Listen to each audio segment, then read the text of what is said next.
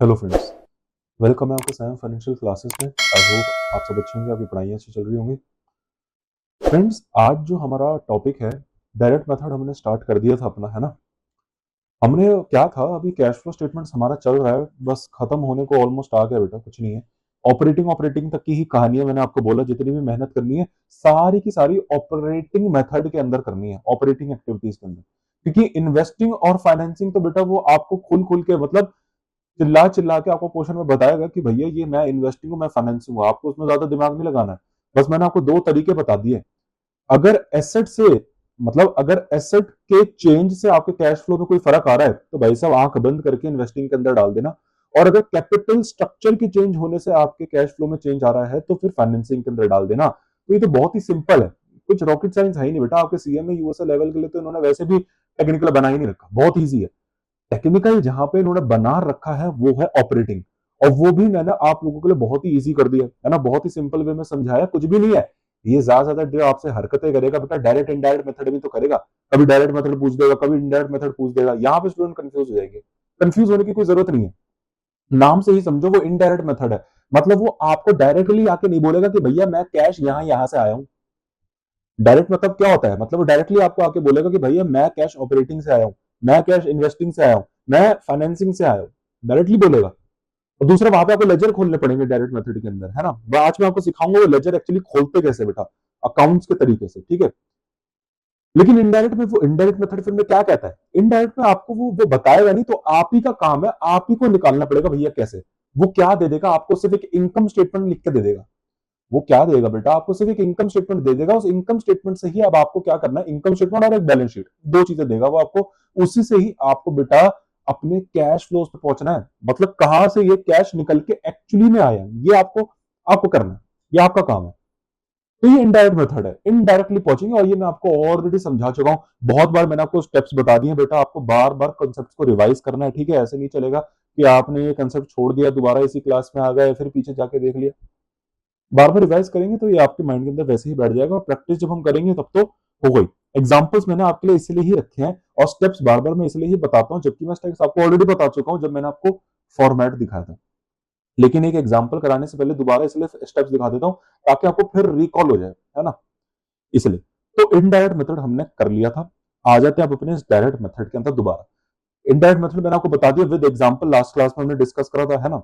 आज हम direct method का एग्जांपल डिस्कस करेंगे, ठीक है, कि डायरेक्ट मेथड में कैसे क्वेश्चन आ सकते हैं। अरे पेपर में अगर डायरेक्ट मेथड का क्वेश्चन आएगा तो ऐसा आएगा। अब वो टेक्निकल थोड़ा बहुत चीजें और ज्यादा डाल देगा, लेकिन इससे ज्यादा टेक्निकल नहीं आएगा। देखिए, ट्रेजेक्टरी अगर आप फॉलो करेंगे सीएमए यूएसए की, कैश फ्लो स्टेटमेंट की बात कर रहा हूं मैं, तो क्वेश्चन सिंपल ही आते हैं। आज तक कभी डिफिकल्ट आए नहीं, ठीक है। आप मॉक कर रहे हैं वहां पर डिफिकल्ट मिल जाएंगे, लेकिन वो आते नहीं है कभी इतने डिफिकल्ट बेटा, ठीक है। ज्यादा से ज्यादा जितना आपको डिफिकल्टी लेवल मॉक में दिख रहा है ना, बस उतना ही करके चले जाओ, उससे ज्यादा डिफिकल्टी आता ही नहीं है, ठीक है। क्योंकि इसका रीजन ये है क्योंकि आपके सीएमए यूएसए लेवल पे इन्होंने मॉडरेट ही रखा है, क्योंकि इसमें हमको और भी कुछ चीजें बेटा समझनी पड़ती हैं कैश फ्लो स्टेटमेंट में, जो अभी आपके स्कोप से बाहर है। तो एग्जामिनर अगर बताना भी चाहे तो वो वहां नहीं बता सकता, वो सीपीए लेवल या एसीसी में टेस्टिंग करनी पड़ेगी वहां पे, ठीक है। इसलिए आपके लिए सिंपल बन जाता है। लेकिन वो एक जगह आप लोगों को छेड़छाड़ कर सकता है बेटा, वो है मेथड्स के अंदर। देखिए, डायरेक्ट इनडायरेक्ट दोनों ही मेथड हैं और दोनों ही लेंदी हैं। दोनों में से कोई शॉर्टकट मेथड नहीं है बेटा, दोनों में ही अच्छा लंबा काम करना पड़ेगा। और वैसे ही बात बताऊं, इनडायरेक्ट मेथड फिर भी छोटा है, उसमें जल्दी काम हो जाता है, क्योंकि इनकम स्टेटमेंट बनी पड़ी है, बैलेंस शीट है, हर चीज, बस प्रॉफिट उठा के डालो उसमें, add back non operating expenses add back कर दो, नॉन ऑपरेटिंग माइनस कर दो, change in working capital plus minus, increase in asset, increase in debit, ये सब करते रहो, आंसर आ जाएगा आपका। इन्वेस्टिंग फाइनेंसिंग तो सीधा सीधा होता है। डायरेक्ट मेथड के अंदर भी इन्वेस्टिंग फाइनेंसिंग सीधा सीधा है। मैंने आपको बोला था मेथड्स का जो डिफरेंस है वो सिर्फ ऑपरेटिंग एक्टिविटीज के लिए है। इन्वेस्टिंग फाइनेंसिंग दोनों मेथड्स में सेम है, क्योंकि इन दोनों के अंदर वो डायरेक्टली बताता है कहां कहां से आ रहा है। हाँ, डायरेक्ट मेथड थोड़ा सा लेंदी इसलिए हो जाता है क्योंकि इसके अंदर लेजर्स खोलने पड़ते हैं, एक एक चीज का लेजर खोलना पड़ेगा। देखिए, मैंने आपको बोला था डायरेक्ट मेथड मतलब वो आपको डायरेक्टली बताएगा मैं कहां कहां से आ रहा हूं। मतलब किसको आपने कैश पे कर दिया, डायरेक्टली बताएगा। किस किस से आपने किस किस डेटर से कैश रिसीव कर लिया, वो आपको बताएगा। किस किस क्रेडिटर्स को आपने कैश पे कर दिया, वो उतना बताएगा। हर चीज, इनकम टैक्स आपने पे कर दिया, इंटरेस्ट एक्सपेंस आपने पे कर दिया, इंटरेस्ट आपको मिल गया, ये सब आपको वो फुल फुल बताएगा, हर चीज बताएगा। लेकिन वो कितना अमाउंट है वो आपको नहीं पता। बात मेरी समझ रहे हो, हर चीज वो आपको गिवन करेगा। ऐसा है कि बेटा आपके आंखों के सामने सब कुछ है, लेकिन चाह के भी फिर भी आप नहीं कर पा रहे। ये है डायरेक्ट मेथड। आप बोलोगे सर डायरेक्ट मेथड होके भी इनडायरेक्ट है। नहीं नहीं, ऐसा नहीं है। अभी मैं आपको एक एग्जांपल में दिखाऊंगा। जैसे मैंने आपको फॉर्मेट में दिखाया था बेटा, याद होगा आपको। ये देखिए फॉर्मेट डायरेक्ट मेथड का मैंने आपको बताया था। यहाँ पे ये आपको चीजें डायरेक्ट बताएगा। देखो, कैश रिसीव फ्रॉम कस्टमर्स। अब बेटा इससे डायरेक्ट क्या है? अरे सीधा सीधा कैश मिल गया ना, कैश इनफ्लो मिल तो गया, बता तो दिया कि हमारे पास कैश आया, लेकिन कहां से आया? कस्टमर से। अरे जिनको मैंने अपना माल उधार पे बेचा, उनसे मुझे पेमेंट रिसीव हो गई, तो ये मेरा ऑपरेट। अब मैं क्या इसको इन्वेस्टिंग में डालू, फाइनेंसिंग में डालू? नहीं, ऑपरेटिंग का पार्ट है, धंधे से रिलेटेड है ना। तो ऑब्वियसली ये तो डायरेक्ट कैश आ गया, इसको तो मैं सीधा सीधा डाल दूंगा इनफ्लो के अंदर, डायरेक्ट है। लेकिन ये अमाउंट है कितना? मतलब कस्टमर से कैश मिला, कस्टमर मतलब कौन? डेटर्स। डेटर्स को माल उधार पे बेचा होगा, तो फिर उनसे पैसा बाद में रिसीव कर लिया, तो ये कैश इनफ्लो है, सीधा सीधा कैश है। तो उसको प्लस तो कर दूंगा, लेकिन ये अमाउंट कितना है ये मुझे नहीं पता। यही है डायरेक्ट मेथड, ये फाइंड आपको करना है। मतलब वो आपको ये बताएगा। मतलब ऐसा समझो बेटा, जैसे गोभी की सब्जी बनानी है, ठीक है, वो आपको क्या करेगा? गोभी की सब्जी आपको बनानी है ये आपको बता देगा, लेकिन गोभी की सब्जी वो उसने दी नहीं आपको बनाने के लिए, उसके लिए सामग्री वो सारी दे देगा, गोभी दे देगा, मसाले दे देगा, ऐसी चीजें आपको वो डाल के दे देगा, सारी चीज सामग्री दे देगा। अब फाइंड आंसर करना, गोभी सब्जी बना के बेटा आपको देनी है, वो आपका काम है। ऐसी कैश रिसीव फ्रॉम कस्टमर है, वो बोलेगा ये भैया डिश ये बनानी है आपको, कैश रिसीव फ्रॉम कस्टमर। ये इसने डायरेक्टली बोल दिया, इसने इतना बोल दिया कि ये डायरेक्टली इसके अंदर डाल देना, लेकिन ये अमाउंट कैसे है, इसको निकालते कैसे है, इसके लिए क्या क्या हमको चीजें चाहिए, वो इसने गिवन नहीं करी। सॉरी, वो चीजें गिवन करेगा, वो आपको निकालना है, डायरेक्टली आपको ये अमाउंट भी देगा। समझ रहे? अब वो ये अमाउंट कैसे निकालते बेटा? वो हम लेजर से निकाल लेंगे। अकाउंट्स हमारे हाथ में बेटा, हाथ की चीज है, कभी भी खाता खोल दो जहां मिले। अकाउंट्स आपके हाथ की चीज है बेटा, कहीं भी खाते खोल दो। मैं दिखाता हूँ, लेजर्स खोलो, लेजर्स खोल। कौन सा लेजर? डेटर्स का। डेटर्स का लेजर का अकाउंट खोलो, सारी चीजें न्यू न्यू निकलेंगी बेटा, ये बैलेंस से फिगर निकल के आएगा, ये आंसर आपका। क्या दिक्कत है? हमारे हाथ की चीज है। जैसे पोएट के पास एक पोएटिक फ्रीडम होती है, डायरेक्टर पर डायरेक्टर फ्रीडम होती है, आप अकाउंट्स के बाद एक अकाउंटिंग फ्रीडम है। जहां जहां मिले बेटा वहां लेजर खोल दो। आंसर नहीं मिल रहा, लेजर खोल दिया, ले। सीपीए में तो बेटा जहां देखते हैं लेजर खोल देते हैं। जहां दुनिया को लगता है बेटा ये आंसर कैसे निकलेगा, क्योंकि वो मैथमेटिक्स से सॉल्व कर रहे हैं ना, प्लस माइनस करके, अच्छा ये प्लस करने का माइनस, तो फंस जाते हैं, उनसे आंसर वहां निकलते नहीं। लेजर खोलोगे तो जगह जगह आंसर निकलेंगे। यही है ना, यही सीक्रेट है ना। अकाउंट्स आप अकाउंट्स की तरह नहीं करते ना, इसलिए आंसर नहीं आते। एक स्टेप्स बता देता हूं, वैसे मैं ऑलरेडी बता चुका हूं। पहला, कैश रिसीव फ्रॉम कस्टमर निकालना है। ये देखिए फॉर्मूला मैंने आप लोगों के लिए लिख दिया, कोई फॉर्मूला नहीं बेटा, लेजर से करेंगे, ठीक है। दूसरी चीज, कैश पेड टू सप्लायर। अरे इनफ्लोज आएंगे तो आउटफ्लो भी तो होगा। आउटफ्लो कैसे हो सकता है? अकाउंट्स पेबल को हमने पैसा दे दिया, it's an outflow. Calculate cash paid for operating expenses. Operating expenses ये तो साफ साफ बोल रहा भैया, ऑपरेटिंग एक्सपेंसेस पे करें, जैसे सैलरी, प्रिंटिंग, न्यूज़पेपर, ये सब ऑपरेटिंग एक्सपेंसेस होते हैं ना। ऑपरेटिंग एक्सपेंसेस कैसे निकालते हैं भैया, हम देख लेंगे, हमको नहीं जानना है कैसे निकालते हैं। Cash paid for interest expenses, obviously बेटा इंटरेस्ट एंड इनकम टैक्स आपने पे करा होगा, उसका खर्चा। तो ये है, फिर सब बेटा प्लस माइनस करके जो भी फाइनल आंसर आएगा वो क्या आएगा? Cash flow from operating activities. आ गया आंसर आपका बेटा। एग्जाम्पल, एग्जाम्पल से करके बताऊंगा। एक एक चीज हमको ध्यान से पढ़नी पड़ेगी बेटा, और कंसेप्ट वाइज पढ़नी पड़ेगी। पेपर में इस साल अभी जो पिछला अटेम्प्ट हुआ था बेटा, और ये वाला, इसमें अटेम्प्ट में तो बेटा देखिए कैश फ्लो बताऊं, आ रहा है नहीं आ रहा, आ रहा है नहीं आ रहा, ऐसा सीन चल रहा है, ठीक है। और अगर आ रहा है तो बेटा इनडायरेक्ट मेथड आ रहा है, ठीक है। डायरेक्ट भी आ रहा है, तो हमको कुछ पता नहीं कौन सा, तो आपको करना तो दोनों पड़ेगा। लेकिन पिछले अटेम्प्ट की अगर बात करूं, पिछले अटेम्प्ट में डायरेक्ट आया, पिछले मेथड में बेटा डायरेक्ट आया था पिछले साल, ठीक है। तो डायरेक्ट मेथड के अंदर बेटा आप लोगों को लग रहा है आपको बहुत ईजी हो गया, लेकिन नहीं। इजी है, नो डाउट इजी है, लेकिन लेजर खोलना पड़ेगा बेटा। थोड़ा सा लेंदी हो गया काम, ठीक है, तो आपको लेजर खोलने पड़ेंगे। बताते हैं कैसे। देखिए अगर आप प्लस माइनस करना चाहते हो तो बेटा प्लस माइनस कर लो, लेकिन मैं एक एडवाइस ये दूंगा, मैनेजमेंट अकाउंटेंट आप बनना वाले हैं, आगे रियल लाइफ में अकाउंटिंग प्रैक्टिस करिए।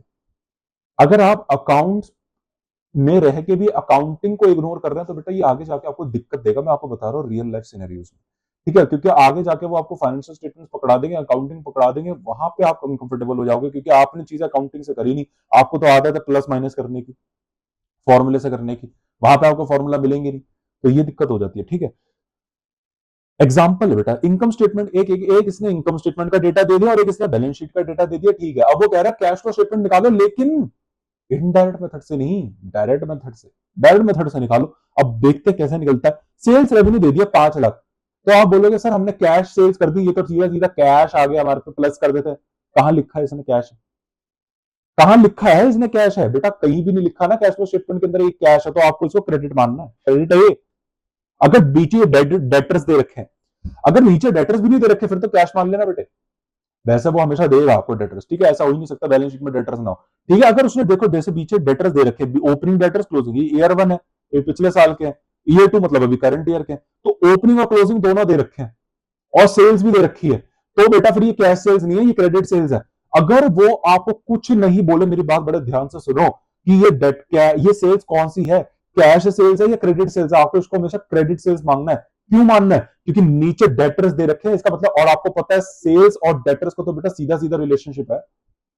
क्रेडिट सेल्स, अरे जितनी ज्यादा क्रेडिट सेल्स करोगे उतने ज्यादा डेटर्स बढ़ नहीं चाहेंगे, ध्यान से। अब हमको ये, लेकिन हमको ये बताओ भाई साहब, ठीक है हमको तो गोभी की सब्जी बनानी है, लेकिन उसने हमको गोभी दे दी, मसाले दे दिए, प्याज दे दी, हर चीज दे दी, सब्जी बेटा बनानी है। सब्जी क्या है? सब्जी क्या है? गोभी की सब्जी क्या है? कैश रिसीव फ्रॉम डेटर्स, वो निकालना है। अब बेटा वो हम कैसे निकालेंगे? उसके लिए बेटा हमको चीजें दे रखी है, वो हम निकाल लेंगे। पहला चीज बेटा, डेटर्स अकाउंट खोल दो। डेटर्स अकाउंट खोलो, आपको पता है लेजर अकाउंट डेटर्स का डेबिट बैलेंस होता है, एसेट अकाउंट है तो डेबिट बैलेंस होगा, तो टू बैलेंस ब्रॉट डाउन यहां पे लिखते हैं इसके डेबिट साइड पे।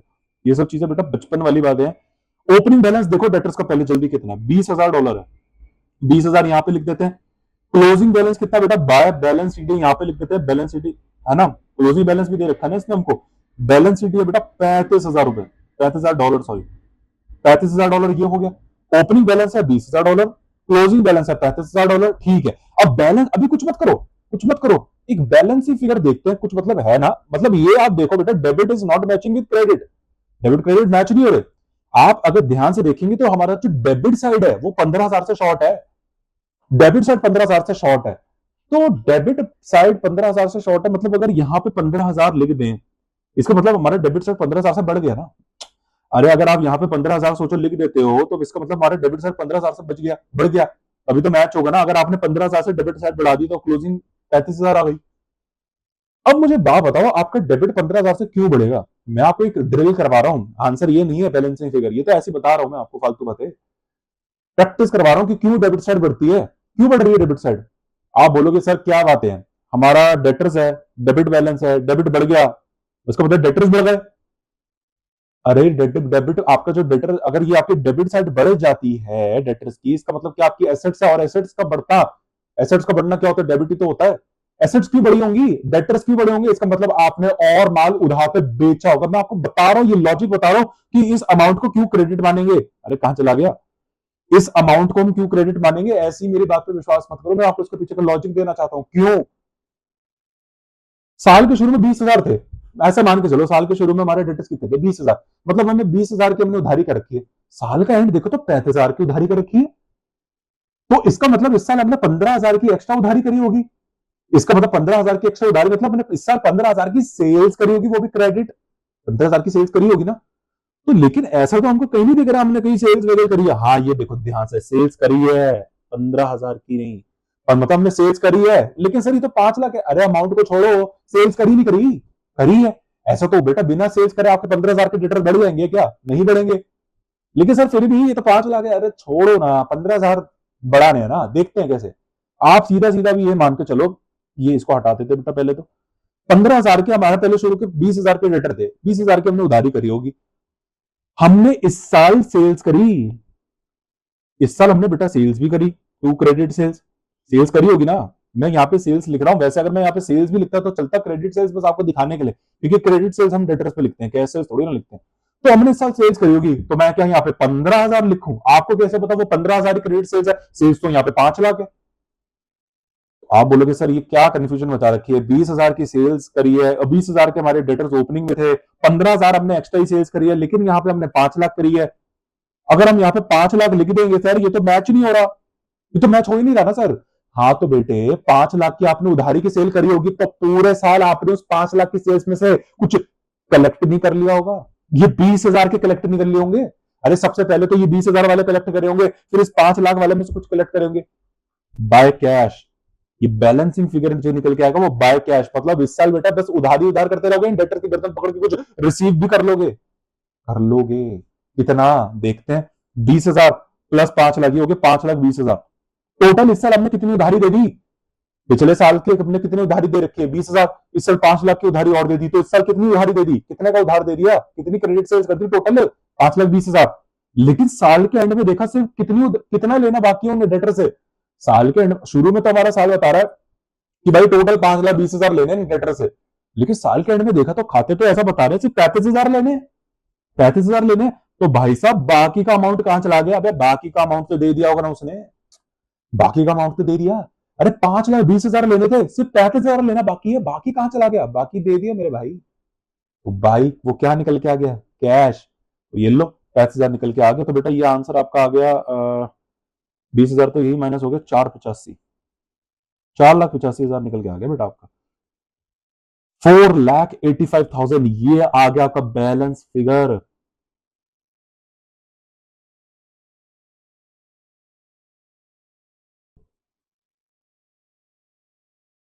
Cash receive from debtors, general entry मारोगे तो cash account debit to debtors आएगा और 4,85,000 ये है वो बेटा अमाउंट जो आपको बनाना था। कैश रिसीव फ्रॉम कस्टमर मतलब कस्टमर से कितना पैसा रिसीव कर लिया वो हमको पता ही नहीं, लेकिन नहीं पता कोई नहीं, लेकिन एग्जामिनर आप पे मेहरबान है बेटा। जिग्सॉ पजल है उसने सॉल्व करके नहीं दिया, लेकिन पीसेस दिए हैं, वो आपका काम है उसको पीसेस को अरेंज करके उस पजल को सॉल्व करना।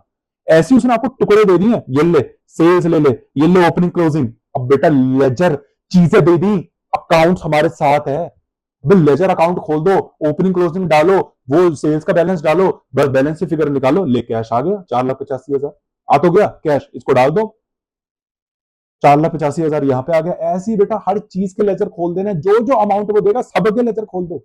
देखो दूसरी चीज क्या दे रखी है इसने, बैलेंस शीट से स्टार्ट करना है। अरे इनकम स्टेटमेंट को देख के लेजर नहीं खोलना, बैलेंस शीट को, अकाउंट्स रिसीवेबल का लेजर खोल दिए। अब दूसरी चीज खोलनी है आपको इन्वेंटरी की, इन्वेंट्री का लेजर खोलना बेटा। इन्वेंट्री का कैसे लेजर खोलें? इन्वेंट्री से क्या निकाले हम? इन्वेंट्री देखते हैं, इन्वेंट्री से हमारी क्या क्या चीजें रिलेटेड हो सकती हैं, इन्वेंट्री से हम क्या क्या चीजें निकाल सकते हैं। देखिए बेटा इन्वेंट्री से अगर आप देखो ध्यान से तो हम इन्वेंट्री से कोई चीज निकाल नहीं सकते। हमको क्या चीज चाहिए? इन्वेंट्री मतलब क्या? स्टॉक। और स्टॉक आप क्या करते हो? खरीदते हो उधार पे, और मतलब सप्लायर। तो सप्लायर से हमें कितना पैसा लेना है, कितना उनको पैसा देना है, वो हमको निकालना है। सॉरी, सप्लायर को कितना पैसा लेना नहीं, सप्लायर को कितना पैसा देना है। कैश पेड टू सप्लायर होता है ना। अगर आपने माल उधार पे खरीदा है तो बेटा कभी ना कभी पेमेंट भी तो दोगे। अब वो पेमेंट कितनी दी वो हमें निकालनी है। दूसरी चीज ये देखो ना, ये रहा कैश पेड टू सप्लायर्स, ये हमको निकालना बेटा, ये अमाउंट। अब इसके लिए इसने हमको चीजें गिवन कर रखी है क्या? हमको पहले ये देखना है बेटा। ध्यान से देखेंगे तो इसके लिए इसने हमें चीजें, इन्वेंट्री तो डलती नहीं बेटा। कभी आपने इन्वेंट्री डाला है क्या? है खुश हो रहे हो अकाउंट्स पेबल अकाउंट में, क्रेडिटर अकाउंट कभी खोला है उसके अंदर इन्वेंट्री डाला? कभी परचेजेस डालते हैं वहां पे, क्रेडिटर परचेजेस डालते हैं। अरे जब भी आपको अकाउंट्स पेबल बढ़ाने हैं तो क्या करते हो? परचेजेस ही तो करते हो, उधार पे परचेजेस, तभी तो अकाउंट्स पेबल बढ़ेंगे। इन्वेंट्री से तो हमारा कोई लेना देना नहीं है, तो इन्वेंट्री को साइड में रखो, उससे हमारा कुछ नहीं निकल के आना बेटा। देखेंगे क्या है, लेकिन फिर भी सर दे रखा है, कुछ तो निकल के आएगा इससे। तो ओपनिंग बैलेंस दे रखा, चलो ठीक है। अभी जो गिवन कर रखा बेटा, हमेशा बेटा पहले जो चीज गिवन करी होती है ना, हमेशा वो देखो। अगर कोई चीज गिवन नहीं करी अलग बात है, एग्जामिनर हमेशा कोई चीज गिवन करता है, ठीक है। डेबिट क्रेडिट, अब आपको पता है accounts payable is a liability, liability होती है। अरे करंट लाइबिलिटी, लाइबिलिटी तो है ना, हाँ लाइबिलिटी है, तो क्या इसका ओपनिंग बैलेंस क्रेडिट बैलेंस होता है, इसका क्रेडिट बैलेंस होता है, आपको पता है। तो बाय बैलेंस सीडी इसका आपको पता है यहाँ पे आएगा, बाय बैलेंस बीडी। और इसका जो क्लोजिंग बैलेंस है टू बैलेंस सीडी, वो डेबिट साइड पे आता है, ठीक है। ओके ठीक है। ओपनिंग कितना दे रखा है इसने वैसे हमको? ओपनिंग अगर हम ध्यान से देखें 15,000 है इसका, 15,000, ठीक है। 15,000 यहाँ पे लिख देते हैं और 25,000 यहाँ पा देते हैं, 25,000 यहाँ डाल दिया, ओके। 15,000 यहाँ डाल दिया बेटा, 25,000 यहाँ डाल दिया, ओके ओके हो गया। तो 15,000 यहाँ पे, 25,000 यहाँ पे। अब देखो बैलेंसिंग फिगर अगर आप देखेंगे तो 10,000 यहाँ पे, तो क्रेडिटर्स आपके फिर से बढ़ गए। अरे 10,000 यहाँ पे आ रहा है ना शॉर्ट, मतलब बैलेंसिंग फिगर यहाँ पे आ रहा है 10,000, शॉर्ट नहीं, 10,000 यहाँ पे आ रहा है। इसका मतलब आपके क्रेडिटर्स यहाँ पे 10,000 से बढ़ गए। इसको भी छोड़ो, इसको भी छोड़ो, मेरी बात सुनो ध्यान से। साल के शुरू में मेरा धंधा, मेरा नया कैलेंडर ईयर स्टार्ट हुआ, मैंने साल के शुरू में देखा, साल के शुरू में मुझे अपने सप्लायर को कितना पैसा देना था, मेरी कितनी लाइबिलिटी थी कि मुझे अपने सप्लायर को साल के शुरू में कितना पैसा देना। अरे कोई परचेज नहीं करी, कुछ नहीं करा, ताजा ताजा अभी पहला दिन स्टार्ट हुआ है साल का। मैंने अपने खाते खोल के देखे, मैंने कहा भैया अभी पूरे साल के शुरू में इन क्रेडिटर्स को कितना पैसा देना है? उसने बताया 15,000 देना है। मैंने कहा ठीक है। पूरा साल खत्म हो गया, साल के एंड में मैंने फिर खाते खोले, मैंने देखा है 25,000 देना बाकी है। अबे साल के शुरू में तो सिर्फ 15,000 देना था, ये एकदम से 25,000 कैसे हो गया? ये 10,000 की उधारी कैसे बढ़ गई? कैसे बढ़ गई होगी बेटा? इसका मतलब आपने इस साल और क्रेडिट परचेजेस करी होंगी, उस साल क्रेडिट परचेजेस करके आप जब आपने क्रेडिट परचेज करी होंगी तो आपकी उधारी बढ़ गई होंगी, तो बट ऑब्वियस बेटा आपको इस साल 10,000 देना बाकी होगा। लेकिन हमको तो डाटा में ऐसा कुछ दिख नहीं रहा बेटा। डेटा अगर हम ध्यान से देखें तो हमको तो क्रेडिट परचेजेस नहीं दिख रहा, सिर्फ हमको कॉस्ट ऑफ गुड्स सोल्ड दिख रहा है, यही मान ले क्रेडिट परचेजेस। बेटा क्रेडिट परचेजेस और कॉस्ट ऑफ गुड्स सोल्ड में जमीन आसमान का फर्क है। Cost of goods sold is not equal to credit purchases. Cost of goods sold क्या होता है? कॉस्ट ऑफ गुड्स सोल्ड तो ये होता है जो आपने माल बेच दिया उसको बनाने की कितनी कॉस्ट है। लेकिन क्रेडिट परचेजेस क्या होता है? जो आपने माल खरीद लिया उसको क्या कॉस्ट है। जरूरी थोड़ी ना जो आपने माल खरीद लिया उसी का ही आपने सारा का सारा बनाया होगा बेचने के लिए। अरे आपने जो चीज खरीद रखी है, सोचो स्टॉक आपने खरीद लिया $1,00,000 का, लेकिन बनाने के लिए सिर्फ उसमें से $30,000 का स्टॉक यूज हुआ, 70,000 तो भी बचा हुआ। बात समझ रहे मेरी? तो credit purchases are not equal to cost of goods sold. अब बेटा ये हो गया कहानी, बस ये है टेक्निकल। इतना टेक्निकल बना सकते हैं आपके पेपर में, इससे ज्यादा टेक्निकल बन नहीं सकता। अब टेक्निकल को तो बेटा मैं इसको और तोड़ दूं, बस वही है, फिर इसको वो तोड़ता रहेगा, इसकी भी चीजें दे देगा और चीजें दे देगा, ऐसे करता रहेगा बेटा। जब लेकिन अगर कंसेप्ट स्ट्रांग है ना कभी दिक्कत नहीं होगी। अकाउंट्स का सहारा लेके चलना, बस मैं आपको ये एक हिंट दे रहा हूं आप लोगों को, अकाउंट्स का हाथ पकड़ के चलना, लेजर जरूर खोल लेना। प्लस माइनस के चक्कर में पड़ गए तो आंसर तो छूटेगा ही, गड़बड़ होगा, पेपर भी समझ नहीं आएगा। ठीक है, आंसर गलत होने के चांसेस भी है। अभी मैं आपको बताऊंगा सिर्फ और सिर्फ लेजर खोलने से आप इसको कैसे निकाल सकते हो। बेटा आपको पता है हमको परचेजेस निकालना है, अब मुझे नहीं पता कैसे निकालना है परचेजेस, लेकिन कॉस्ट ऑफ गुड्स सोल्ड इसने दे रखा। एग्जामिनर की टेंडेंसी को समझो, एग्जामिनर की टेंडेंसी को समझो, मैं आपको बता रहा हूं पेपर को कैसे सॉल्व करना है। उसने हमें कॉस्ट ऑफ गुड्स सोल्ड दिया है। अब अजीब आदमी है, आदमी वो जो भी है अजीब है, जो भी प्राणी है बेटा वो तो अजीब है। कैसे? अबे तू अकाउंट्स पेबल हमको दे रहा है, ओपनिंग दे रहा है, क्लोजिंग दे रहा है, क्रेडिट परचेजेस भी दे रहा है, मैं लेजर से कैसे निकालू बैलेंस शीट कर। अबे डेटर्स के लिए तूने मुझे ओपनिंग दिया, क्लोजिंग दिया, सेल्स भी दी, यहाँ पे तू मेरे पे मेहरबान हो गया, मैंने फिर बैलेंस शीट फिगर करके निकाल दिया। ऐसी ही तूने यहाँ पे ओपनिंग दिया, क्लोजिंग दिया, तो परचेजेस देना भूल गया। परचेजेस कौन देगा? हाँ उसने परचेजेस तो दी नहीं, लेकिन उसने हमें परचेजेस नहीं दी, उसने हमको यहाँ पे क्या बदमाशी करी, कॉस्ट ऑफ गुड्स सोल्ड दे दी। अब हम क्या अंतर्यामी में कॉस्ट ऑफ गुड्स सोल्ड से निकाल कैसे निकाले? सोच के दिया होगा उसने, निकल सकता होगा ना बेटा, निकल सकता होगा तभी दिया, वरना उसको भी नहीं, वरना उसको भी नहीं पता होगा कैसे कैसे देगा। पता हो बेटा, निकलता होगा, कैसे निकाले? कॉस्ट ऑफ गुड्स सोल्ड का फॉर्मूला बताओ पहले। वही कह रहा हूं, जो चीज गिवन होती है उससे काम चलाओ बेटा, उससे कुछ ना कुछ निकलेगा। अपने माइंड से पूछो यार, कॉस्ट ऑफ गुड्स सोल्ड ही अगर दे दिया तो इसी से कुछ निकलेगा। क्या होता है formula cost of goods sold का? कॉस्ट ऑफ गुड्स सोल्ड पहले कैसे निकलता है? एक चीज होती है मैथ्स के अंदर, देखो बेटा, कैलकुलस, मैथमेटिक्स। अब 11 12 में अगर किसी बार मैथमेटिक्स नहीं तो उनको समझ नहीं आएगा, लेकिन आपको समझाता हूं। मैथमेटिक्स में एक कंसेप्ट है कैलकुलस का बेटा, एक अलग ही फील्ड है। उसके अंदर एक कंसेप्ट होता है बेटा इंटीग्रल्स। इंटीग्रल्स इंटीग्रल्स में बेटा क्या होता है, वो आपको बताऊं, चीजें दे देगा, सॉल्यूशन दे देगा कि भैया यहाँ पे ये सॉल्यूशन है। अब लेकिन इसका सोर्स क्या था? वो सोर्स मतलब ये चीज आई कहां से, इसका जन्म आया कहां से, सोर्स तक पहुंचना। जब भी हमको ये सोर्स पहुंचना होता है कि ये निकला कहां से, ये आया कहां से, ये कैसे निकला होगा। जैसे ये बेटा साइंटिस्ट लोग बोलते रहते हैं ये अर्थ कैसे बनी, इसका फॉर्मेशन कैसा, वो सब इंटीग्रल कैलकुलस से निकाला जाता है। एक होती है डिफरेंशियल कैलकुलस। डिफरेंशियल मतलब यहाँ पे सोर्स है, लेकिन इसका एंड रिजल्ट क्या होगा, वो है डेरिवेटिव। इसका डिराइव करते हैं, मतलब एक सोर्स होगा उससे कैसे चीजें डिराइव करेंगे, वो डिराइव होता है, वो आंसर तक पहुंचना होता है, फाइनल सोल्यूशन। इंटीग्रल सॉल्यूशन है, क्वेश्चन तक कैसे पहुंचना है वो इंटीग्रल कैलकुलस है। टाइम एक होता है, फिर वो लिमिट्स के साथ इंटीग्रल कैलकुलस, वो लिमिट्स बताती है। अब वो बेटा मैथमेटिक्स नहीं पढ़ रहे हम, ये इसको चीज डिस्कस नहीं कर रहे। मेरा आपको पर्पस क्या है, अब आपको कॉस्ट ऑफ गुड्स सोल्ड दे रखा है, ये तो फाइनल सोल्यूशन है। अब आपको इसके सोर्स तक पहुंच रहे, सोर्स से ही चीजें निकलेंगी। अब देखो कॉस्ट ऑफ गुड्स सोल्ड का बेटा फॉर्मूला क्या है, फॉर्मूला क्या है, ट्रेडिंग अकाउंट में पढ़ते थे बेटा बचपन में, ये देखो ट्रेडिंग अकाउंट। चलो छोड़ो बेटा, कॉस्ट ऑफ गुड्स सोल्ड का ट्रेडिंग अकाउंट क्या बनाना, आप बोलोगे हर चीज में अकाउंट से जा रहे हैं sir. Opening stock plus purchases, देखो ध्यान से, यहाँ पे परचेजेस है। कॉस्ट ऑफ गुड्स में बेटा ध्यान रखो कि कॉस्ट ऑफ गुड्स से कैसे परचेजेस निकाल सकता हूं, तो फॉर्मूला आपके पास है, आपको पता है एक चीज, हाँ फॉर्मूला था कॉस्ट ऑफ गुड्स सोल्ड का, उसमें परचेजेस लेते थे। हाँ देखो कैसे, opening stock plus purchases by direct expense. Direct expense हमें यहाँ शो नहीं करे, अरे यहाँ पे डायरेक्ट एक्सपेंसेस है नहीं ना, देखो कहाँ है sir, operating expense, operating direct expenses, direct expense होते हैं, इनडायरेक्ट एक्सपेंस होते हैं। हाँ चलो ठीक है, ऑपरेटिंग एक्सपेंस तो है नहीं, ठीक है, तो हम लिख भी नहीं रहे, माइनस क्लोजिंग स्टॉक, पता है आपको ये सब, ठीक है। अब ध्यान से देखो कॉस्ट ऑफ गुड्स, इसने इसने हमें क्या क्या चीजें गिवन कर रखी हैं। देखो बेटा इस फॉर्मूला में हमको कॉस्ट ऑफ गुड्स और गिवन है। इन्वेंटरी पे आ जाओ, ये काम था इस इन्वेंटरी का, इन्वेंटरी से निकाल कुछ नहीं सकते हम, क्या निकाल सकते हैं, लिखे फॉर्मूले से तो निकाल सकते हैं। ओपनिंग स्टॉक दे रखा है, क्लोजिंग स्टॉक दे रखा है, कॉस्ट ऑफ गुड सोल्ड दे रखा है, ओपनिंग स्टॉक दे रखा है, क्लोजिंग स्टॉक दे रखा है, हर चीज गिवन है, तो क्या परचेजेस नहीं निकाल सकते? निकाल सकते हैं। कॉस्ट ऑफ गुड सोल्ड कितना है बेटा, ध्यान से देखो, कॉस्ट ऑफ गुड सोल्ड आपका 2 लाख। ओपनिंग स्टॉक कितना है आपका? ओपनिंग स्टॉक है आपका $40,000 प्लस परचेजेस। क्लोजिंग स्टॉक आपके कितने हैं? क्लोजिंग स्टॉक है बेटा आपके $30,000। ठीक है, लिखते रहो लिखते रहो। अभी बेटा मैथमेटिशियन बनने की ज्यादा जरूरत नहीं है, उसको उधर उधर ले जाएंगे, एक्सपर्ट मत बनो ज्यादा। ठीक है, इसको 10,000, यहाँ पे 10,000 आ गया प्लस परचेजेस। इस 10,000 को वहां ले जाते बेटा, परचेजेस इज इक्वल टू कितना आ गया? 1,90,000। निकाल लिया ना परचेजेस।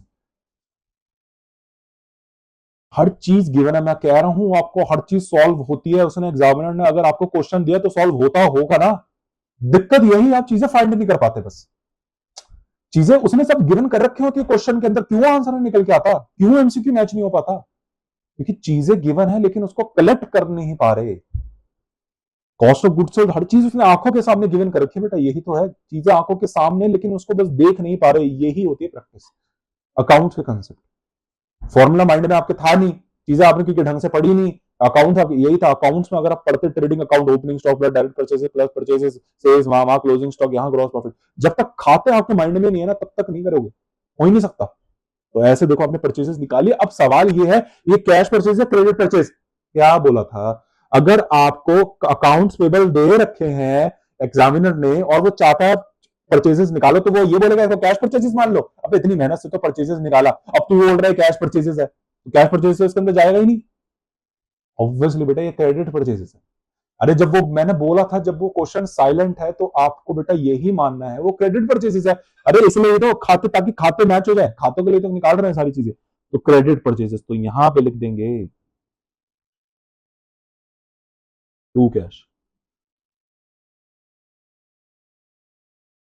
टू कैश है ना बेटा, क्योंकि यहां पे हमारा खाता कम हो गया ना। अब बड़े ध्यान से, कितना कैश था ये, कितना आ गया? 1,90,000 है बेटा, 1,90,000, 1,90,000 आ गया आंसर। 1,90,000 आ गया ना। आपके कितने परचेजेस थे? 15,000 थे। 1,90,000 आपका कैश हो गया। अरे नहीं, मैंने क्या कर दिया? हाँ तो ठीक तो है, कैश पेड टू सप्लायर है ना बेटा। अरे आपके क्रेडिट परचेजेस कम हो गए ना, ठीक है, मैंने भी क्या कर दिया, ठीक है। बाय बैलेंस सीडी बेटा, बैलेंस सीडी, सॉरी कैश, ये तो बैलेंस सीडी से दे ही रखा है। बैलेंस फिगर अब क्या निकल के आएगा? बैलेंसिंग फिगर क्या निकल के आएगा? To credit purchase. बेटा यहाँ गलत कर दिया, सब गड़बड़ घोटाला कर रहा हूँ। ये कैश नहीं तो परचेजेस है ना, क्रेडिट परचेज, और क्रेडिट परचेजेस तो आपको बढ़ाएगा, क्रेडिट परचेज तो आपको बढ़ाएगा ना। ये रहा, ये रहा, ये लो। तो यहाँ पे लिखेंगे बाय क्रेडिट परचेजेस। मैं ये क्रेडिट शब्द लिख रहा हूँ, सिर्फ परचेजेस भी लिख सकता था, आपको दिखाने के लिए क्रेडिट परचेजेस है 1,90,000। अरे साल के शुरू में 15,000, अब देखो साल के शुरू में हमारे 15,000 आपके क्या थे?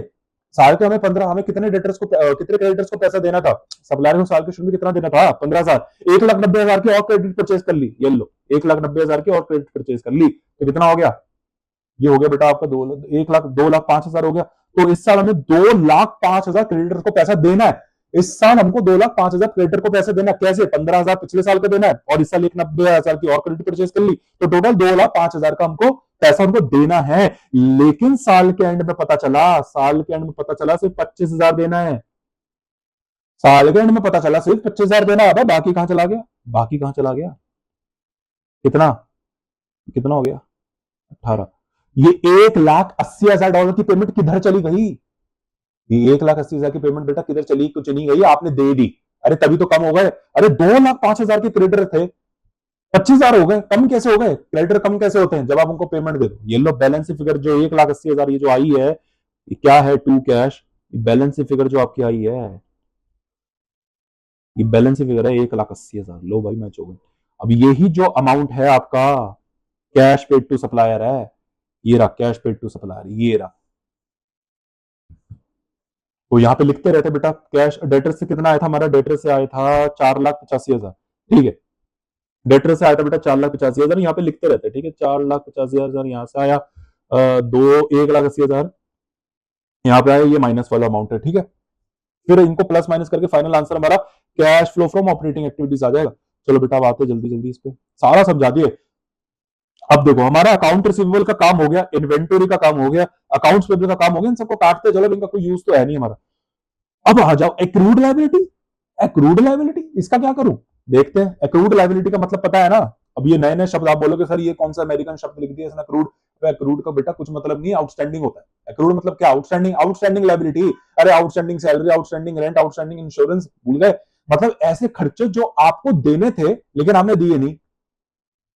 ऐसे खर्चे जो आपको देने, फॉर एग्जाम्पल इस साल आपके एक एम्प्लॉय ने आपके लिए काम करा तो आपको उसको पैसा देना है लेकिन आपने दिया नहीं क्योंकि कंपनी ब्रोक हो गई, कंपनी का पैसा ही नहीं है, तो कंपनी को वो पैसा देना है लेकिन लाइबिलिटी है इसलिए उसने अभी वहां पे दिखा दिया कि मैं दूंगी, तो लाइबिलिटीज में दिखा दे। ठीक है, अब बात ध्यान से सुनो। अक्रूड लाइबिलिटी दे रखा तो आपको पता है नॉमिनल अकाउंट है, इसका भी खाता खुलता है। अक्रूड लाइबिलिटी है ना, ये लो भाई लिख दिया अक्रूड लाइबिलिटी। बेटा राइटिंग में मत जाओ, आप खुद बना लेना। वैसे आपको पता है बेटा एक्सपेंस का जनरली डेबिट बैलेंस होता है। वैसे तो नॉमिनल अकाउंट का आपको पता है कोई इनके बैलेंस शीट्स वगैरह तो होती ही नहीं है एक्सपेंस अकाउंट्स के, लेकिन आपको पता है एक्सपेंस है तो ये डेबिट बैलेंस होता है, एसेट्स की तरह। एसेट जैसा ही रूल लगता है, एक्सपेंस बढ़ेंगे तो डेबिट करते हैं, एक्सपेंस घटेंगे तो क्रेडिट करेंगे, आपको पता है। अच्छा ये तो एक्रूड लाइबिलिटी है, सॉरी बेटा एक्रूड लाइबिलिटी है, हम यहाँ पे एक्सपेंस नहीं बात कर रहे हैं, ये तो एक्रूड लाइबिलिटी है, पर्सनल अकाउंट है, पर्सनल अकाउंट है ये।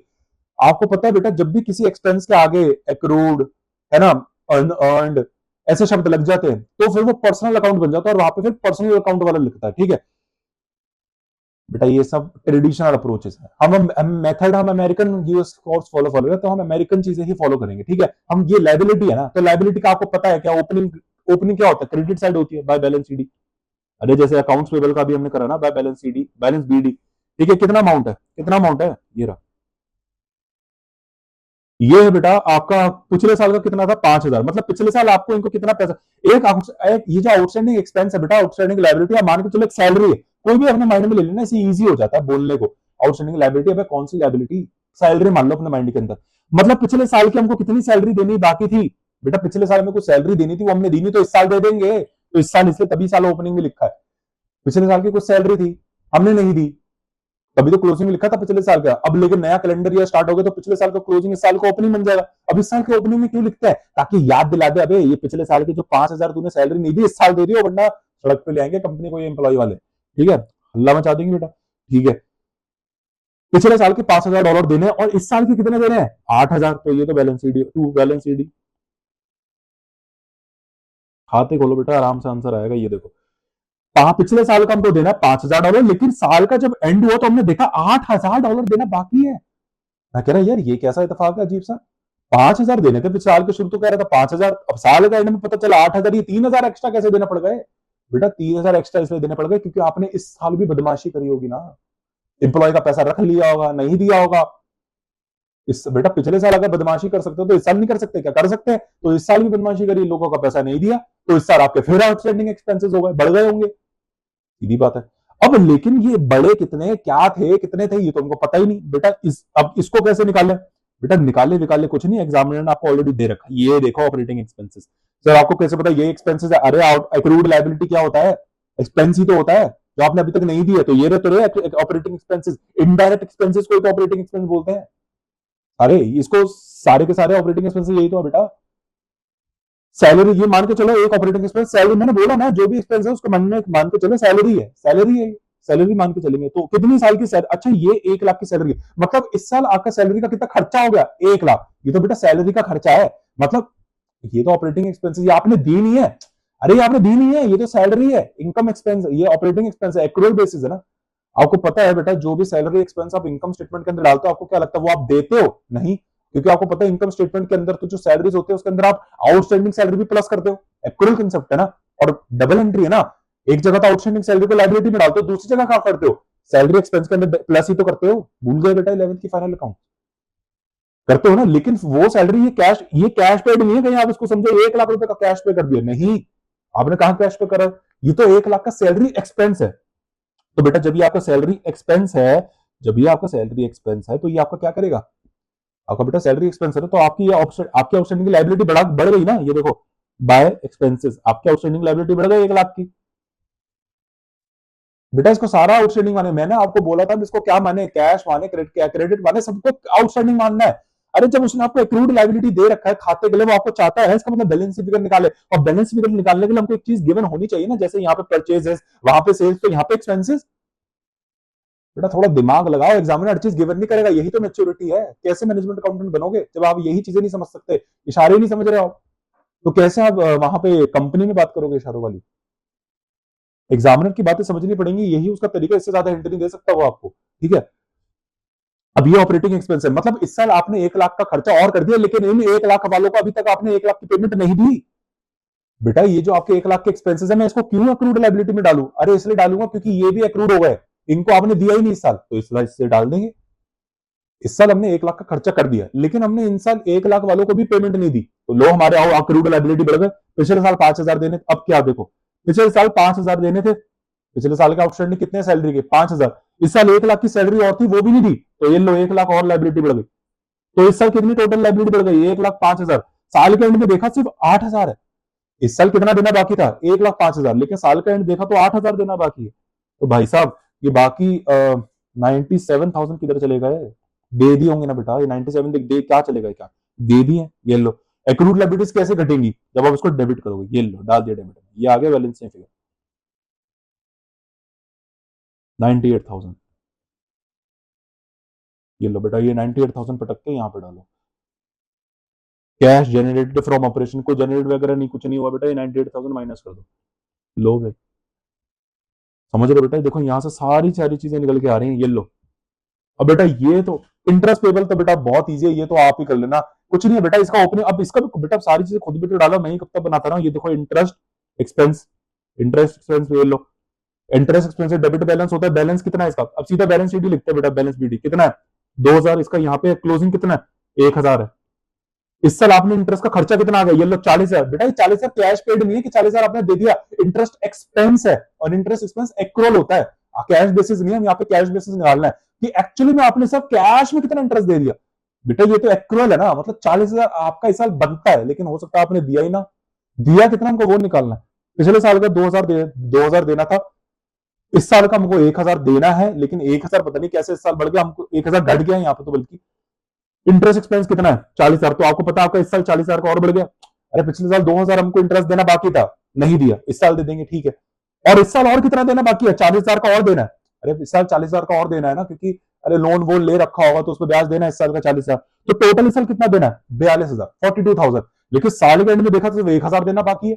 42,000 देना था, सिर्फ 1,000 देना है, तो बाकी क्या आपने दे दिया होगा ना बेटा। वो बाकी 1,000 कैसे रह गया? 41,000 कहां चला गया, कैसे कम हो गया? दे दिया होगा। तो ये लो भाई साहब, कैश आ गया, सीधी बात है, कैश हो गया ना, ये कैश चला गया आपका, ठीक है।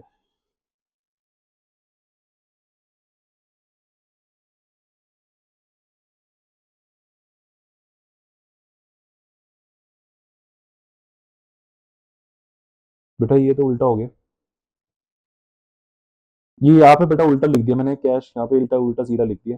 ये देखो इंटरेस्ट एक्सपेंस, चलो छोड़ो बेटा, अभी खाते खाते में बहुत टाइम लग रहा है। अभी मैं आपको ऐसे ही समझा देता हूँ, या चलो मैं बना ही देता हूँ, आप ज्यादा ही बोलोगे सर बेटा।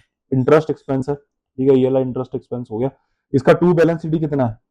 ये आ गया 2,000। 2,000 आपका इंटरेस्ट एक्सपेंस पिछले साल का, इस साल आपने बेटा 40,000 का और कर दिया। नहीं 40,000 नहीं है बेटा, 10,000 है ये, 10,000 है बेटा, वो तो इनकम टैक्स एक्सपेंस है। 10,000, सॉरी बेटा 10,000 है। तो इस साल कितना हो गया? 12,000। 12,000 का बेटा इस बार आपका खर्चा है, 12 से 12,000 का आपका खर्चा है, ठीक है। इस साल आपको 12,000 खर्चा देना है, और आपका जो क्लोजिंग है वो है कहां चला गया? 1,000। ये रहा बेटा क्लोजिंग, ठीक है। टू बैलेंस सीडी और ये बाय बैलेंस सीडी, ठीक है। तो अब ये बाकी 12,000 था, 1,000, ये बाकी 11,000 कहां चला गया? 11,000 कहां चला गया? ये रहा बेटा टू कैश,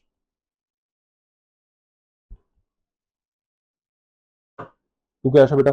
इनका वैसे बेटा क्या होता है ना, जनरली कोई बनता नहीं है नॉमिनल अकाउंट जो होता है ना, इनके कोई बैलेंस ओपनिंग क्लोजिंग होते नहीं है बेटा जनरली, ठीक है। इनका कोई ओपनिंग बैलेंस क्लोजिंग होता नहीं है, इनको हटाओ यार, ठीक है, कोई ओपनिंग क्लोजिंग नहीं है। एक काम करते बेटा सीधा, ठीक है, ये बेटा छोटे छोटे अमाउंट है, ये आप खुद ही कर लेना। इंटरेस्ट एक्सपेंस का तो ऐसे ही निकालो, इनके लिए खाते खोलने की जरूरत नहीं है। अरे जो एक्सपेंस और जो रेवेन्यू अकाउंट होते हैं उनके लिए मत खोलो, आपको पता है ना एक्सपेंस इनका जनरली कोई ओपनिंग क्लोजिंग बैलेंस नहीं होता है। सीधा फॉर्मूला से निकाल लो ना, फॉर्मूले से क्या, ये तो लॉजिक है। पिछले साल कितना देना था इनका इंटरेस्ट का खर्चा? ये देखो इंटरेस्ट का खर्चा कितना था? 2,000। पिछले साल का बेटा 2,000 देना है, ये लो पिछले साल का देना है 2,000। इस साल कितना इंटरेस्ट का खर्चा कितना है? 10,000। पिछले साल को 2,000 का देना था, इस साल दिया नहीं, तो इस साल दे देंगे। और 10,000 का बेटा इस साल और कर दिया हमने, ये देखो तो टोटल इस साल कितना हो गया 12,000 का, और साल के एंड में देखा तो कितना बचा 1,000। टोटल 12,000 इस साल देना था, साल के एंड में देखो तो 1,000 बचा, 11,000 कहां चला गया बेटा, पे कर दिया होगा ना, तो माइनस करके क्या आंसर आ गया 11,000 पे कर दिया होगा बेटा। ये 11,000 है इंटरेस्ट पेड, ये हो गया बेटा इंटरेस्ट पेड की एंट्री। ठीक है, इंटरेस्ट है आपने 11,000 की हो गई, ये लो इंटरेस्ट पे कर दिया। इनकम टैक्स का भी ऐसे ही निकाल लेना, कह रहा हूं इनकम और ये जो रेवेन्यू होते हैं इनके लिए खाता मत खोलना, क्योंकि आपको पता है लेजर में इनका कोई ओपनिंग क्लोजिंग का चक्कर होता नहीं है बेटा, और ये इजी होते हैं, इसका कोई इसमें कुछ निकालना थोड़ी ना, वो आपको हर चीज गिवन कर रहा है। देखो ऐसे ही देखो टैक्स में देखो, ओपनिंग है 8,000, इनकम टैक्स मतलब पिछले साल का हमको टैक्स देना था वो अभी तक दिया नहीं, तो इस साल दे देंगे, इस साल का ओपनिंग बन गया 8,000। और ये देखो इनकम टैक्स इस साल का, लेकिन एक्चुअली में इनकम टैक्स कितना खर्चा हो गया 40,000 इस साल का, 8,000 तो पिछले साल का है, इस साल का कितना है 40,000, तो 48,000 आपका टोटल इस बार इनकम टैक्स खर्चा है। लेकिन साल के एंड में देखा तो 12,000 देना है, साल के एंड में देखा कितना 12,000 देना है, 48,000 देना था, 12,000 देना बाकी, ये 36,000 कहां चला गया, पे कर दिया होगा ना टैक्स। अरे 48,000 का टैक्स पे करना था, साल के एंड में देखा सिर्फ 12,000 का पे करना है, तो बाकी 36,000 का है, पे कर दिया होगा ना। ठीक है, तो 36,000 आपने पे कर दिया, तो कैश इनकम टैक्स पेड, ये रहा देखो इनकम टैक्स पेड कितना आ गया 36,000। बेटा यही आप सारा का सारा प्लस माइनस करके जो भी अब आपका आंसर आएगा, 4,85,000 में से 1,80,000, 98,000, 11,000, 36,000 सारा माइनस करोगे, आपके पास आंसर आ जाएगा। ये देखो मैंने आपके लिए यहाँ पे फॉर्मूला वे में निकाल रखा है, ये देखो सब मत करना बेटा, लेजर से करना। देखो मैंने आपको बताया जो मेन बैलेंसेस है एसेट अकाउंट, मैं बता रहा हूं अभी भी, मेरे बात बड़े ध्यान से रखा, इसको नोट्स में लिखना ना, एसेट अकाउंट का हमेशा लेजर खोलना, और जो रेवेन्यू बैलेंसेस और इनकम एक्सपेंस बैलेंसेस होते हैं उनको हमेशा फॉर्मूले से कर लेना, क्योंकि उसके लिए हर चीज गिवन करता है ना वो। देखो इनकम टैक्स और इंटरेस्ट के लिए कितनी जल्दी जल्दी निकाला मैंने, लेकिन एसेट्स के लिए बेटा हमेशा लेजर खोल लेना, क्योंकि उसके लिए आपको पता चीजें फाइंड आउट करनी पड़ती है, बैलेंसिंग फिगर मैंने आपको बताया कैसे। ये देखो 4,85,000 में से 1,90,000, 97,000, 11,000, 36,000 सब प्लस माइनस करके आपका आंसर बेटा 1,66,000 आ गया, 1,66,000 आ गया बेटा।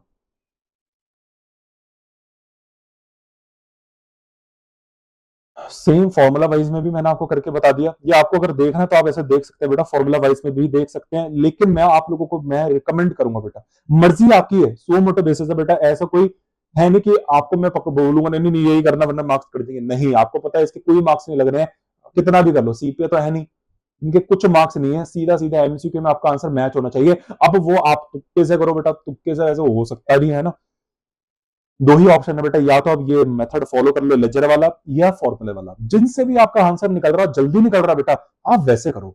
लेकिन मैं आपको रिकमेंड ये करूंगा, प्रैक्टिस ये करो स्विच करने की, अगर ट्रांजिशन एक अच्छा करना पड़ेगा बेटा, अगर आप एक फॉर्मूला यूज कर रहे गलत कर दो बेटा, अकाउंट्स में कर लो, आगे जाके बहुत बेनिफिशियल होने वाला है, मैं आपको बता रहा हूं मैनेजमेंट अकाउंटिंग की दुनिया के अंदर। ठीक है, तो आंसर आपका तब भी आएगा बेटा, आंसर कोई भी हो। अच्छा ये जो 1,66,000 आया, अगर यही आप इंटायर मेथड से करोगे तो आंसर 1,66,000 आना चाहिए बेटा, पॉइंट्स में भी डिफरेंट नहीं आना चाहिए, सेम टू सेम आना चाहिए आंसर, मैं आपको बता रहा हूँ ये चीज। ठीक है, तो ये चीज है, तो आज मैंने आपको पूरा का पूरा बेटा डायरेक्ट मेथड बता दिया, विद एग्जांपल बता दिया, और यहाँ पे हमारा ऑपरेटिंग भी खत्म हो गया, ऑपरेटिंग खत्म हो गया बेटा, अब बस हमको इन्वेस्टिंग और फाइनेंसिंग करनी है। तो अगले क्लास में मैं आपको बेटा इन डिटेल इन्वेस्टिंग और फाइनेंसिंग बताने वाला हूँ। चैनल को बेटा सब्सक्राइब करिए, वीडियो को लाइक करिए, मिलते हैं आपसे नेक्स्ट क्लास में।